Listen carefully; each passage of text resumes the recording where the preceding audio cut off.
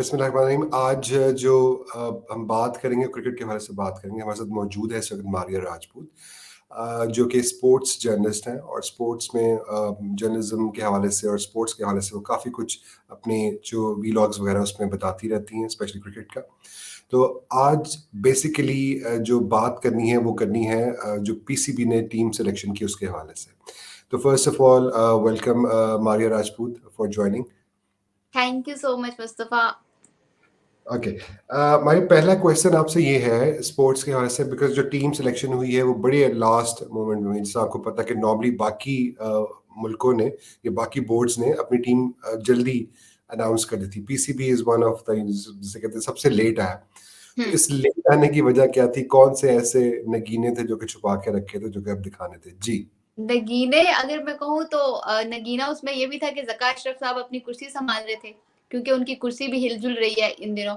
और दूसरी बात ये कि हम जब एशिया कप में गए थे तो हमें लग रहा था कि हमारे 2 स्पॉट्स जो हैं वहाँ पे हमें कुछ शायद इफ एंड बट्स थी कि यार फ़खर परफ़ॉर्म करेगा या फिर नीचे सलमान अली आगा परफ़ॉर्म करेगा या नहीं करेगा। ये 2 स्पॉट्स थी कि हमने यहाँ पे सोचना था कि हमारे पास प्लेयर कौन होगा आफ्टर अफ़गानिस्तान सीरीज़ भी और एशिया कप भी। क्योंकि अफगानिस्तान सीरीज में भी फखर ने परफॉर्म नहीं किया और एशिया कप में भी वो उस तरह से परफॉर्म नहीं दे सके।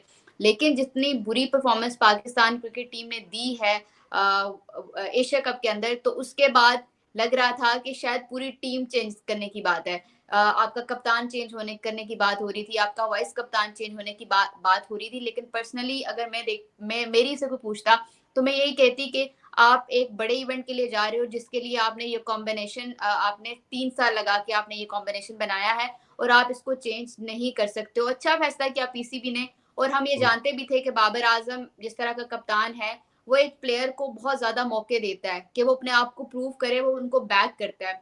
तो ये रीजन थी कि आप सब सोच के बैठ रहे थे, क्योंकि आप प्रेशर एकदम से पीसीबी पे आ गया था कि यही अगर परफॉर्मेंस रही तो वर्ल्ड कप में फिर क्या होगा। तो वो सबका पैनिक बटन जो है हमारा एज अ नेशन बहुत जल्दी बच जाता है। तो वो ये भी रीजन हुई। लेकिन अच्छा हुआ कि सिलेक्शन कमेटी ने स्टैंड लिया और उन्हीं प्लेयर्स के साथ गए हैं और बड़ी अच्छी बात है। लेकिन वो मैं एक चीज हमें वो लग रही थी कि हम एशिया कप में मैच शुरू होने से 24 घंटे पहले अपनी प्लेइंग 11 दे देते थे। लेकिन हम वर्ल्ड कप से शुरू हो जाने से पहले 3 दिन पहले जो है हम अपनी टीम सेलेक्ट कर रहे हैं। हम उसमें भी इफ एंड बट्स का शिकार थे। बट अगर अब बाबर ने इन प्लेयर्स के ऊपर ट्रस्ट किया है, कॉन्फिडेंस उसने दिया है, तो उम्मीद है कि यही परफॉर्म जो टीम है वो अच्छा परफॉर्म करेगी।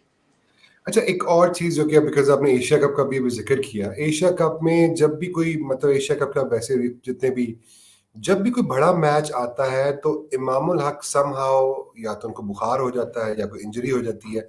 ये वाक़ई हकीकतन होती है या देखने वालों को लगता है कि वो बड़ा मैच का प्रेशर नहीं ले सकते? नहीं, अगर मुझसे हम पाकिस्तान क्रिकेट टीम की बात करें और स्पेसिफिकली इस टीम की बात करें, मैं पुरानी टीम्स की बात नहीं करी। हाँ, प्रेशर होता है इंडिया के खिलाफ। अगर आप ग्राउंड में मैच के एज अ स्पेक्टेटर मैच देखेंगे तो आपके ऊपर भी प्रेशर होगा। आपके ऊपर ये प्रेशर होगा कि मेरे साथ ये इर्द गिर्द जो बैठे हुए हैं इंडियंस, मैं इनको किस तरह से फेस करूंगा। फिर हुँ, हम लोग जो मीडिया बॉक्स में बैठे होते हैं वहां पे, ऑल्दो आपको थोड़ा कंट्रोल रखना पड़ता है आपका जो इन्वायरमेंट होता है उसका। लेकिन आपके अंदर से इमोशंस तो होते हैं ना कि पाकिस्तान टीम ही जीते। वहां पे आपके दिल में हो रहा होता है कि जब आपके प्लेयर्स आउट हो रहे होते हैं, जब वो शाउट कर रहे होते हैं, आपको भी ये होता है कि नहीं यार मेरी टीम जीते। वो प्लेयर्स जो 11 प्लेयर्स ग्राउंड में खेल रहे होते हैं, उनसे हमारे 25 करोड़ आवाम की, जिसे कहते हैं कि एक्सपेक्टेशंस होती हैं, वो जी। प्रेशर उनके ऊपर होता जरूर है। वरना अगर हम ग्राउंड में देखें तो जहां पे भी मैच हुआ है 90% इंडियंस होते हैं ग्राउंड में, 10% पाकिस्तानी होते हैं। तो उस चीज का, और इस टीम ने इतना ज्यादा इस चीज का प्रेशर नहीं लिया, तभी हम आज तक लास्ट 2021 से पहले तक हम आईसीसी के किसी भी वर्ल्ड कप में के इवेंट में इंडिया से कभी भी नहीं जीते थे। इससे पहले हुँ, हम चैंपियंस ट्रॉफी जीते 2017, आईसीसी का एक इवेंट था। और फिर वर्ल्ड कप में हमने 10 विकेट से इंडिया को हराया। प्रेशर जरूर होता है, बट ये जो टीम है, ये जो पाकिस्तान टीम है अभी जो रिसेंट है, ये इतना ज्यादा प्रेशर को हावी नहीं करते हैं। बट समहाउ जब आपकी विकेट्स आपको नहीं मिल रही, आप जो एक्सपेक्ट कर रहे हो, आपके बॉलर उस तरह से नहीं कर रहे, आपके फील्डर उस तरह से नहीं कर रहे, तो एक ओवरऑल प्रेशर हमारे ऊपर भी आ जाता है। जब हम टीवी से बाहर देख रहे होते हैं, जो अंदर खेल रहे होते हैं, उनके ऊपर तो डेफिनेटली प्रेशर होता है। अच्छा, एक और चीज़, बिकॉज़ अभी मैं टीम सिलेक्शन पे भी बात करूँगा थोड़ी देर में, लेकिन मैं ये जानना चाहता हूँ, आप क्या समझती हैं ये जो टीम अभी सिलेक्ट की गई है, ये एवरेज है, बिलो एवरेज है, या प्रीमियम जो प्लेयर्स हैं वो इसमें मौजूद हैं? बिकॉज़ मैं सवाल इसलिए पूछ रहा हूँ, मैं उसका थोड़ा बैकग्राउंड आपको बता दूँ कि हसन अली को ऐड किया गया हुँ, और नसीम शाह उसकी जगह बाहर आए हैं। आई थिंक वो अगर लास्ट मैच में आई थिंक वो ज़मान को शायद चौका पड़ा था तो बहुत ज़्यादा अफसरदा हो गए थे। वो मेरे ख्याल में maybe I can be wrong, वो बॉलिंग बेहतर कर रहे थे as compared to Wasim junior से। तो ये हुँ। सारी चीजें साथ चल रही हैं, तो आप इस टीम को एवरेज या अबव एवरेज या बिलो एवरेज या प्रीमियम समझती हैं खिलाड़ी के में? अच्छा, मैं अगर अपनी थिंकिंग बताऊँ ना आपको, तो वो ये है कि हम एशिया कप से पहले हम जितने भी बड़े एक्स क्रिकेटर्स की बात कर रहे थे, चाहे वो गिलक्रिस्ट था, चाहे वो रिकी पॉन्टिंग था, चाहे वो वेब रिचर्ड थे, कोई भी थे, सब लोग पाकिस्तान को टॉप 4 में देख रहे थे। अभी हमने रिसेंटली मिचेल मार्श का एक इंटरव्यू देखा है, तो उसने कहा है कि पाकिस्तान और इंग्लैंड, आई थिंक इसने पाकिस्तान और इंग्लैंड बोला है कि पाकिस्तान और ऑस्ट्रेलिया, उसने कहा कि वर्ल्ड कप के जो है फाइनल में जा सकते हैं। तो सब लोग ये बात कर रहे हैं कि जा सकते हैं, क्योंकि पाकिस्तान के अंदर एक जो चीज है ना, अनप्रेडिक्टेबिलिटी, वो है कि आप लास्ट मैच दो मैचेस आप लास्ट बुरी तरीके से हार के आए हैं, तो अब हम्म, ये टीम आपको डिफरेंट दिखाई देगी। मुझे पता है बहुत सारे लोग ये कह रहे हैं कि बहुत एवरेज साइड हो गई है या इन ये क्वालिफाई नहीं कर सकेंगे, बट मेरी एक्सपेक्टेशंस पाकिस्तान टीम के साथ जो है मुझे उनसे ज्यादा है। आई फील लाइक ये मैक्सिमम अगर ये जाते भी हैं हम्म। फाइनल, एक ऊपर हो जाएगी एक स्टेयर, बट मैं उनको यहाँ तक तो देख रही हूँ कि जितनी अच्छी टीम है, एक एशिया कप को निकाल दें पीछे जिन्होंने मैचेस जीते हैं, तो I want to see them like at least semifinals तक तो ये जाएगी टीम। मैं अभी अपनी जो बात की, जो लास्ट दो मैच पाकिस्तान हारा, एक तो जो इंडिया से आप हारे हैं 223 या 228 रन के करीब, वो जो है वो उसका मैच हारे। इंडिया जब 2017 में पाकिस्तान से हारा था, आई थिंक 180 रन के करीब था। वो इंडिया को 6 साल लगे उस प्रेशर से बाहर आने के लिए। Do hmm. यू थिंक कि पाकिस्तान वर्ल्ड कप में उस प्रेशर से बाहर आ जाएगा? बिकॉज इंडिया से उनका कभी ना कभी तो मैच होना ही है। तो जाहिर बात है, जब उन्हें इंडिया को फेस करना है तो वो चीज उनके दिमाग में होनी है कि 223 या 28 रन से हम इनसे हारे हुए पिछला मैच। जी। अच्छा, मैं रात को भी बल्कि कैलकुलेशन कर रही थी कि हम इंडिया से जो है वो चैंपियंस ट्रॉफी का जो फाइनल है हम जीते थे। उसके बाद फिर वो हमसे 2019 के वर्ल्ड कप में जीत गए थे। फिर उसके बाद हम उनसे 10 विकेट से जीते 2021 का वर्ल्ड कप। फिर उसके हम्म, बाद वो हमसे जीते 2022 के एशिया कप का पहला मैच। फिर हम उनसे जीते एशिया कप का दूसरा मैच लास्ट ईयर। फिर वो हमसे जीते एमसीजी में वर्ल्ड कप के अंदर। तो अब हमारी बारी है, मुझे लगता है कि अब हमारी बारी है, हमने 14 अक्टूबर को तो जीतना है। बट मैं फिर ये सोच रही थी यार, अगर फाइनल या सेमीफाइनल में हमारा टाकरा पड़ गया, तो फिर हम्म, मेरी कैलकुलेशन के हिसाब से वो हम मैच हारेंगे। बट मुझे लगता है कि बहुत बड़ा स्टेडियम है जो अहमदाबाद का स्टेडियम, जहाँ पे कह रहे हैं कि मोदी का मोदी के नाम से नरेंद्र मोदी स्टेडियम, वहां पे हम्म, जो 14 अक्टूबर को मैच है, मुझे लगता हम्म। है पता नहीं क्यों, बट आई फील लाइक कि हम वहां जीतेंगे। पता नहीं क्यों, बट मुझे लगता है कि हम वहां से वो वाला मैच जीतेंगे। चलो, ये तो आपका इंस्टिंक्ट है। आई होप कि ये सही हो। टीम कंट्रोवर्सीज का शिकार रहती है Pakistan cricket team. I think जब से इमरान खान ने 1992 से वर्ल्ड कप जीतने के बाद क्रिकेट छोड़ी, तब से लेके आज तक, चाहे वो वसीम अकरम जावेद मियाँदाद की हो, चाहे वो आमिर सुहेल की हो, चाहे वो किसी की भी हो, इंजमाम हो, यूनुस हो, यूसुफ हो, कोई ना कोई कंट्रोवर्सी चलती रहती है। इवन रिसेंट टाइम में भी शाहिद अफरीदी के हवाले से अभी जो एक बड़ी कंट्रोवर्सी चली थी, वो शाहीन शाह अफरीदी, बाबर और आई थिंक रिजवान के हवाले से, कि भी वो सही नहीं खेल रहा या वो ज्यादा मशवरे दे रहा है, कुछ ऐसा कर रहा है। इस तरह की चीज चली, फिर लोगों ने कहा कि जो अनफॉलो भी कर दिया है, एक दूसरे को हम्म। फॉलो भी कर दिया है ट्विटर हाँ। पे। ये सब कुछ हुआ। फिर वो एक शादी पे रमीज राजा साहब के साथ भी एक कोई बाबर की जो थी थोड़ी बहुत, लेकिन उनके साथ मुलाकात भी हुई। इस सारे सिनेरियो को आप कैसे देख रही हैं? उसके हवाले से बात कीजिए जी, प्लीज। जब टीम उसमें जब भी हमारी टीम हारी है, तो हमेशा यही बात हुई है कि टीम के अंदर ग्रुपिंग हो गई है। टीम के जो लड़के हैं वो एक दूसरे से बात नहीं कर रहे हैं, ये नहीं हो रहा। बट ये कंट्रोवर्सी स्टार्ट कैसे हुई? कंट्रोवर्सी स्टार्ट हुई कि शाहीन ने बाबर जब बात कर रहा था, बाबर गुस्से में था, और शाहीन ने जो है वो बाबर से बहस की, या आर्गुमेंट हुआ है, या जो भी हुआ है। फिर उसके बाद किसी ने कहा कि शाहीन की इफ्तिखार से भी लड़ाई हुई। फिर एक कंट्रोवर्सी ये आई कि हारिस जो है वो इंजर्ड नहीं था, वो जानबूझ के उससे इंडिया के खिलाफ मैच नहीं खेला। उसके बाद बहुत सारी कंट्रोवर्सीज हैं कि शाहीन सब प्लेयर से उसकी लड़ाई हुई है। बट मुझे जो चीज़ ये लगती है कि जो हमारे पहली जहाँ से बात शुरू होती है कि शाहीन की बाबर से लड़ाई हुई, बाबर ने डाँटा तो। अब मैं वो कहती हूँ कि हम दोस्तों के दरमियान भी कभी-कभी हीटेड आर्गुमेंट्स हो जाते हैं। और बिल्कुल सही। अगर फॉर एग्जाम्पल मैं उसको अगर आसान जुबान में समझाऊं, तो अगर आपके पेरेंट्स आप कभी हमारे से कोई गलती होती है तो बाबा अगर आके डांटते हैं, तो बीच में अगर हमारी माँ अपने बच्चों का बचाव करने के लिए आए ना, तो बाबा अक्सर उसको भी, माँ को भी बीच में रगड़ा आ जाता है कि वो उनको भी डांटना शुरू कर देते हैं कि तुम्हारी औलाद है, ये है तो वो है। तो something hmm, same happened with like Pakistan cricket team के, अगर बाबर डांट रहा था, ये सबको हुँ, बोल रहा था कि आप लोगों ने परफॉर्मेंस नहीं दी, बट ये हमें पता है कि खान साहब, इमरान खान जो है वो भी अपने प्लेयर्स को डांटते थे, सब प्लेयर्स हुँ, उनसे बड़ा डरते भी थे। तो अगर हुँ, बाबर ने डांटा और शाहीन ने बीच में आके बोला कि बहुत अच्छी परफॉर्मेंसेस भी हुई हैं, रिजवान ने अच्छा किया है, जमान ने अच्छा किया है, तो बाबर का आगे से ये कहना कि मुझे पता है कि कौन क्या कर रहा है, कौन परफॉर्म कर रहा है और किससे परफॉर्मेंस नहीं हो रही है। और फिर बीच में रिजवान आया और ये सारी बात जो है वो ठंडी हो गई। तो मुझे लगता है कि अगर हुई भी थी, आर्गुमेंट्स हुई भी थी, तो हम उसको उस तरह से इतना बढ़ा चढ़ा के हमारे जिस तरह से मीडिया ने उसको पोर्ट्रे किया, वो नहीं हुँ, करना चाहिए था। हम दोस्तों के बीच में हो जाती है।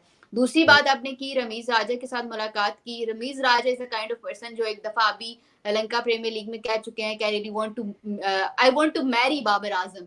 सो लाइक उनका उनसे इश्क मोहब्बत का जो ताल्लुक है वो बहुत ज्यादा वो है। हुँ, और एक दफा जब वो चेयरमैन भी थे, उनसे उन्होंने पूछा भी कि आप बाबर के बाद कौन कप्तान होगा, आप किसको कप्तान देखते हैं, आइदर इट्स शाहीन और रिजवान। तो उन्होंने ये कहा था कि मुझे बाबर के बाद तो कुछ नजर ही नहीं आता। सो हुँ, उनका एक उस तरह के डिफरेंट लेवल है, जिस तरह से उन्होंने बाबर को सारी पावर्स दी थी टीम सिलेक्शन के हवाले से और सारी चीजें, तो वो उनका एक उनके साथ बॉन्डिंग जो है वो नजर भी आती है। राइट, अनफॉर्चुनेट है कि हमारे यहाँ पॉलिटिकल चेंजेस होती हैं। पाकिस्तान क्रिकेट बोर्ड के अंदर भी नजम सेठी साहब आए, उसके बाद जका अशरफ साहब आ गए, और यहाँ पे हम ये नहीं देखते कि कौन क्रिकेट के लिए बेहतर है। हम ये हुँ, देखने हैं कि कौन सी पार्टी के पास वजारत है, और फिर उस पार्टी का जो बंदा है वो आके चेयरमैन पीसीबी लगेगा। और अब जिस तरह से जका अशरफ साहब चला रहे हैं Pakistan cricket board, I don't think so कि वो इस तरह से अपनी शुगर मिलें भी चलाते होंगे। अपनी शुगर मिलों में वो पूरा अपना जिसे कहते हैं ना फोकस देते होंगे, एक्सपर्ट्स सारा रखते होंगे। कुछ बेस्ट लोग लेके आते होंगे आके, जो उनको ज्यादा उनको आमदन उनकी करवाएं, उनका बिजनेस को बढ़ाएं।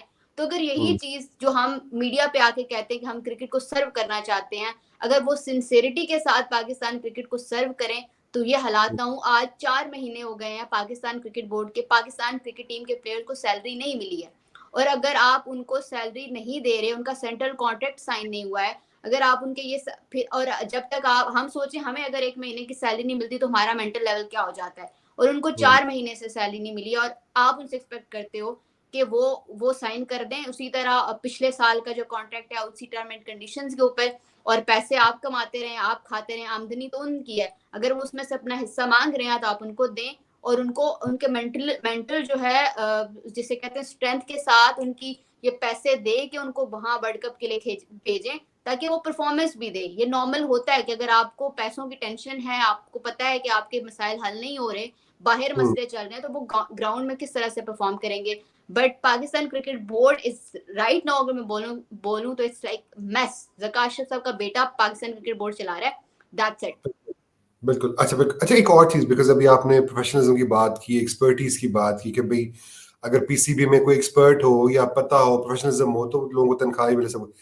ये सेम चीज़ें हम जर्नलिज़्म में भी देखते हैं हम्म, कि इतना अनप्रोफ़ेशनल और नॉन प्रोफ़ेशनल से कहें बिहेवियर होता है बाबर के साथ, स्पेशली जब वो एक पोस्ट मैच सेरेमनी होती है तो उसमें जब वो क्वेश्चन आंसर सेशन होता है जर्नलिस्ट के साथ, स्पेशली हमारे वो कुछ जज साहब हैं या कुछ और लोग हैं, और एक रिसेंटली एक खातून भी थी, उन्होंने भी पता नहीं कुछ सवाल किया तो बाबर बहुत अनईज़ी भी हुआ उन पे।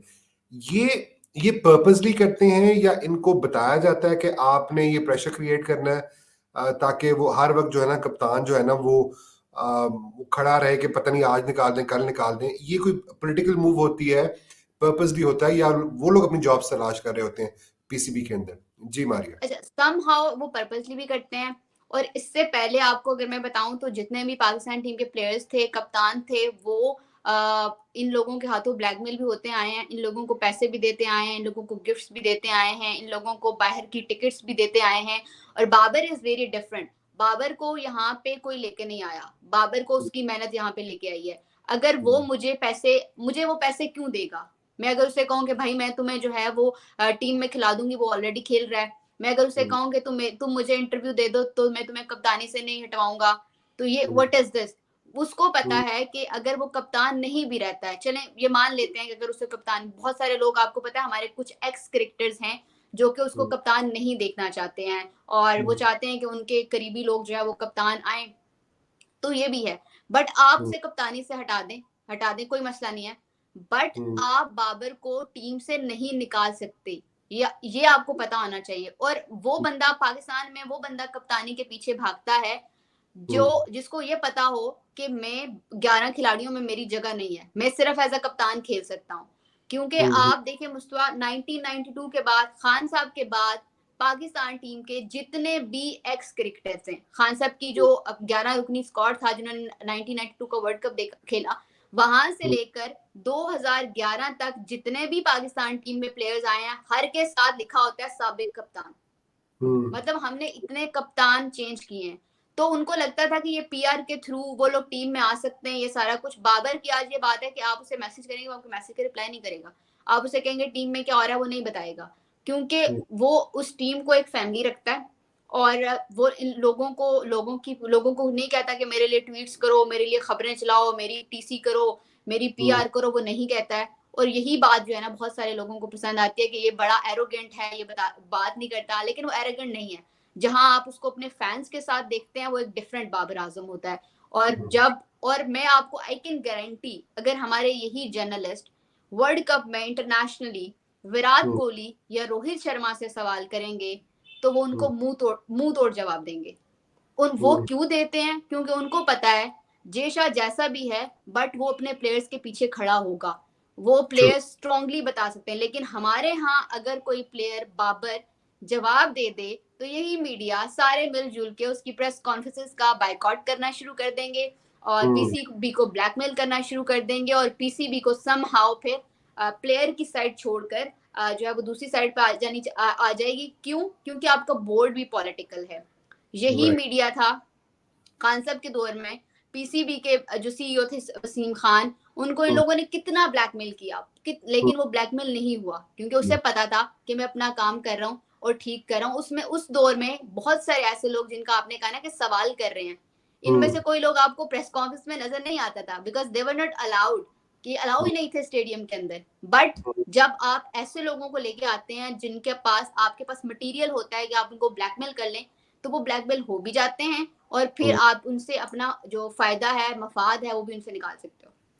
राइट, अच्छा, अब जरा लास्ट में हम एक और चीज डिस्कस करनी है। अभी जो आपने सारी पीसीबी ने भी टीम सेलेक्ट की है, ऑस्ट्रेलियन ने भी की है, इंग्लिश क्रिकेट बोर्ड ने और इंडियन, श्रीलंका, सब ने की अपनी अपनी टीम्स। आप क्या रैंक करते हैं ओवरऑल?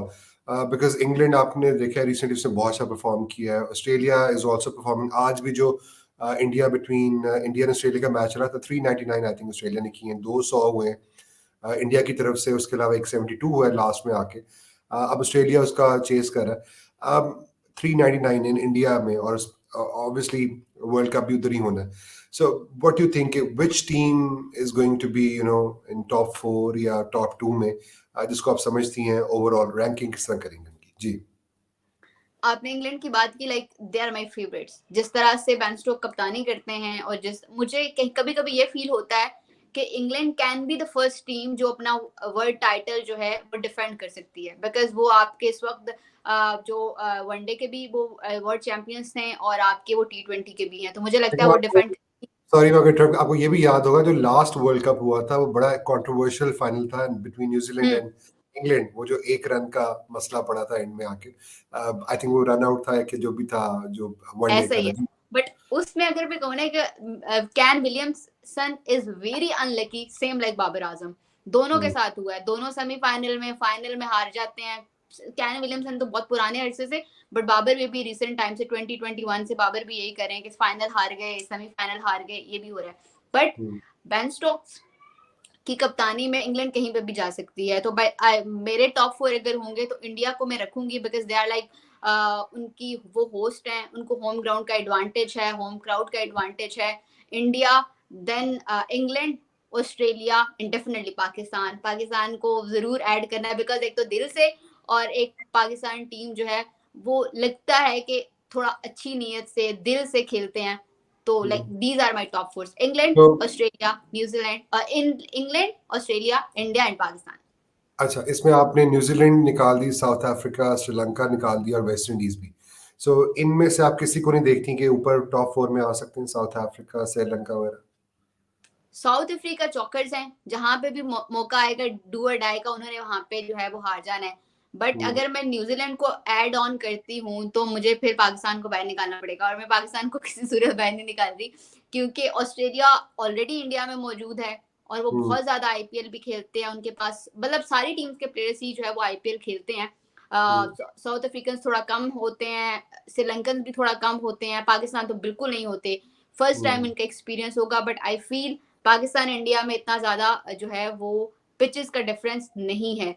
तो मेरे टॉप 4 तो यही है, इंग्लैंड, ऑस्ट्रेलिया, और लास्ट वर्ल्ड कप में आप देखें कि वर्ल्ड कप में इंग्लैंड और न्यूजीलैंड में से इंग्लैंड जीता था। अब जो है ना हम्म, वो इंग्लैंड था, और उनका जो जिसे कहते हैं कि जिस तरह उनका राइवलरी चलती है ऑस्ट्रेलिया के साथ, तो वो हम्म, ऑलमोस्ट उनका सेम ही चलता है। तो हम्म। मुझे लगता है पता नहीं क्यों इस दफा पाकिस्तान के चांसेस ज्यादा लग रहे हैं। चले, all the best to Pakistan. अच्छा, एक लास्ट क्वेश्चन, आप अभी जा रही हैं इंडिया कि नहीं जा रही?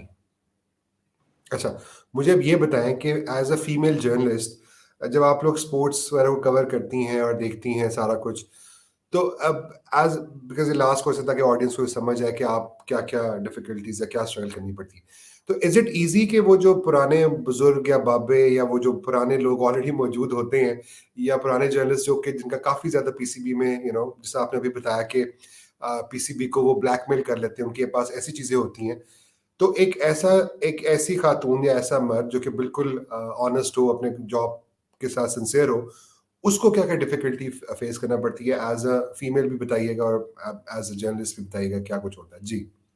एज अ फीमेल अगर मैं स्पेसिफिकली बात करूं तो जब मैंने स्टार्ट किया था उस वक्त पाकिस्तान में हमें पता है कि आलिया रशीद एक बहुत बड़ा नाम है, जैनब हम्म, अब्बास ने जर्नलिज्म की, बट वो प्रेजेंटर भी रही, होस्ट भी रही, और वो फिर पीसीबी में चली गई।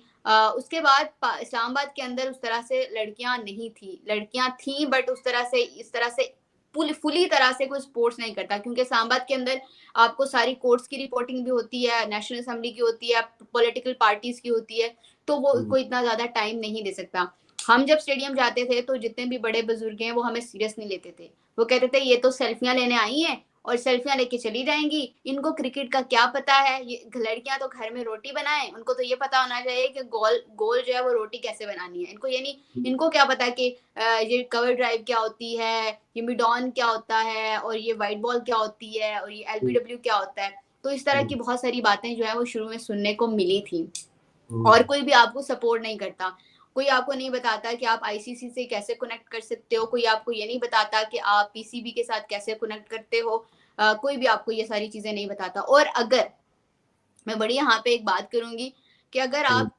आप किसी प्लेयर के बारे में कोई ट्वीट कर रहे हो, अगर आप प्लेयर के बारे में कोई प्लेयर का कोई इंटरव्यू कर रहे हो जिसमें आपकी अपनी मेहनत होती हो और आपको किसी ने उस प्लेयर तक पहुंचाया ना हो, और अगर आपकी फॉर एग्जांपल किसी प्लेयर के साथ दोस्ती हो बीइंग अ फीमेल, तो वो हम्म। उसको हमेशा हमारे यहाँ एक नेगेटिव वे में ही पोर्ट्रे किया जाता है, हाँ इसका तो कोई उसके साथ चक्कर होगा, वो ये जो इस एक तरह के अल्फाज जो है वो वो जो एक यूज जो है वो डायलॉग किए जाते वो जो डायलॉग होता है कि लड़का और लड़की कभी दोस्त नहीं हो सकते, तो वो यहाँ पे भी अप्लाई किया जाता है हाँ, ये जर्नलिज्म में यहाँ पे भी। भी अप्लाई किया जाता है। तो आप और फिर प्लेयर और फिर आपका जो होता है ना कि एक जर्नलिस्ट, कुछ लोगों ने आप जो इमेज खराब किया है जर्नलिज्म का, कि आप हम्म, सारे तो अब ब्लैकमेलर्स नहीं हो सकते, सारे तो कोई आपसे पैसे नहीं ले सकते, बट वो जो इमेज है जो सालों से बना आया है, उसके बाद हम्म, प्लेयर्स का भी एक जो आपका ट्रस्ट फैक्टर है ना, वो भी उनका भी शेक हुआ है, वो भी उस तरह से प्लेयर्स भी आपको जो है वो ट्रस्ट नहीं करते हैं। हम्म, और अगर आप लड़की होते हो तो फिर आपका थोड़ा-सा ज़्यादा हो जाता है कि आप ट्रस्ट लड़कियों को भी उस तरह से नहीं करते, क्योंकि आजकल आपको पता है कि किस तरह का जो है एनवायरनमेंट में हम सारे जो है वो जी रहे हैं, तो वो भी एक फैक्टर होता है। बट जब आप हम्म, ये सारी चीज़ें अचीव कर लेते हो और आप जब एक सबके सामने आ जाते हो आप, तो अब फिर बड़े लोग मैसेजेस करते हैं, ओ लाइक आपने अपने आप को बड़ा जो है वो ग्रूम किया है और आपकी गेम नॉलेज भी बड़ी अच्छी है और आप क्वेश्चंस भी बड़े अच्छे करते हो प्रेस कॉन्फ्रेंस के अंदर। मैं अगर आपको बताऊं तो शुरू में मुझे पाकिस्तान टीम की अगर प्रेस कॉन्फ्रेंस होती थी इस्लामाबाद के अंदर तो मुझे मौका नहीं मिलता था, पीसीबी से मुझे कोई अलाउ नहीं करता था, बिकॉज उनको भी लगता था कि शायद लड़कियां क्या सवाल करेंगी, मतलब लड़कियां क्या प्लेयर से सवाल करेंगी। लेकिन हुँ, अब ये है माशाल्लाह अल्हम्दुलिल्लाह कि जितने भी प्लेयर से क्वेश्चंस होते हैं, कभी भी प्रेस कॉन्फ्रेंस हो पिंडी में, तो कोई लोगों को मिलते हैं, लेकिन लकीली मुझे भी माइक मिल जाता है कि आप प्लेयर से क्वेश्चन करें, और ये अच्छी बात है। और मैं अब लड़कियों का इंटरेस्ट इसमें बहुत ज्यादा देख भी रही हूँ। हुँ। ओके जी, thank you very much Maria. आपका एक डिटेल एनालिसिस स्पेशली जो क्रिकेट वर्ल्ड कप के हवाले से, जो टीम पाकिस्तान सेलेक्ट हुई है उसके, और साथ में ये भी बिकॉज़ सब लोग चाहते हैं पाकिस्तान जीते और आपकी भी ये ख्वाहिश है। लेकिन इस वक़्त जो आपको पता है जो चीज़ें चली कंट्रोवर्सीज़, आई होप उससे पाकिस्तान टीम जल्द से जल्द बाहर आए। And once again thank you very much but for your जाते टाइम। जाते मैं आपसे ये पूछना जी, चाहूंगी, जी। आपकी कौन सी टॉप फोर है? मेरी इंग्लैंड, ऑस्ट्रेलिया, पाकिस्तान और इंडिया सेम है बिकॉज़ मैं साउथ अफ्रीका और न्यूज़ीलैंड को नहीं कर रहा बिकॉज़ प्रॉब्लम वही आती है कि वो एंड में आके उनके साथ कोई ना कोई प्रॉब्लम इश्यू हो जाता है। सेम इश्यू आता है न्यूज़ीलैंड के साथ भी और साउथ अफ्रीका के साथ भी। Sri Lanka is a good team but somehow they have lost that energy या पैशन क्योंकि जो फाइनल हारे हैं वो बहुत बुरा हारे हैं 50 रन का hmm. And it will go long way. So इस वजह से I am not in favour of in ये 3 टीम्स के ये मे बी शायद करे कोई ऐसी टीम लेकिन mostly but anyways thank you very much for your time. इंशाल्लाह आपसे फिर नेक्स्ट प्रोग्राम में मुलाकात होगी and all the best to you and to thank you. Pakistan. Thank you. Thank you.